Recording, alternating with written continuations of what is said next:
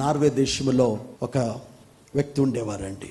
ఆయన పేరు is a famous explorer, ఫ్రెడిఫ్ నాన్సిన్ అతని పేరు. ఇతనికి అనేక నూతన స్థలాల్ని తెలుసుకోవడం చాలా ఒక హాబీ అన్నమాట, ఆసక్తి ఎక్కువ.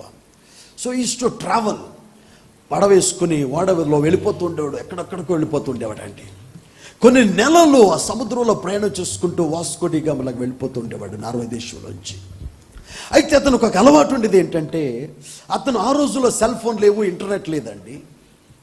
సో అతను ఒక పావురాన్ని తనతో తీసుకెళ్ళేవాడు అనమాట అండి.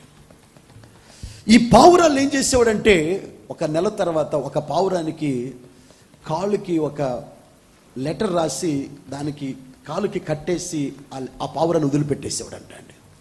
ఆ పావురం అతను ఎన్ని వందల వేల మైళ్ళ దూరంలో ఉన్న పావురం ప్రయాణం చేసి వాళ్ళ ఇంటికి వచ్చి వాలేదంట పావురం. ఆ పావురం ఎప్పుడు వస్తుందో అప్పుడు ఆ భార్య ఆ పావురాన్ని పట్టుకుని ఆ లెటర్ విప్పి చూసేదంట. Okay, my husband is safe, my husband is safe. పావురం ఇంటికి రావడం ద్వారా భార్య తెలుసుకుంటుంది ఏంటని, తెలుసుకునే విషయం ఏంటి, నా భర్త క్షేమంగా ఉన్నాడు. ఇప్పుడు ఈ భూమి మీద పావురాకారములో పావురమునకు సాదృశ్యమైన పరిశుద్ధాత్మను ఎందుకు పెట్టాడు తెలుసా? పరమ తండ్రి నీ కొరకు పరలోకాన్ని సిద్ధపరిచాడు, నువ్వు సేఫ్గా అక్కడికి వెళ్ళాలి. దేవునికి స్తోత్రం కలుగునగాక. పావురం రావడం వల్ల భర్త బతికున్నాడన్న సమాచారాన్ని తెలిసేదే. అలాగే పరిశుద్ధాత్మ చేత నింపబడితే నువ్వు సేఫ్గా ఎక్కడికి చేరుతావు.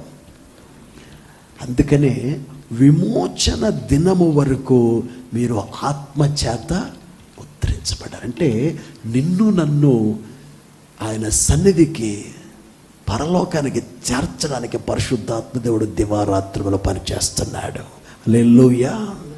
కళ్ళు మూసుకొని ప్రార్థన చేసుకుందాం.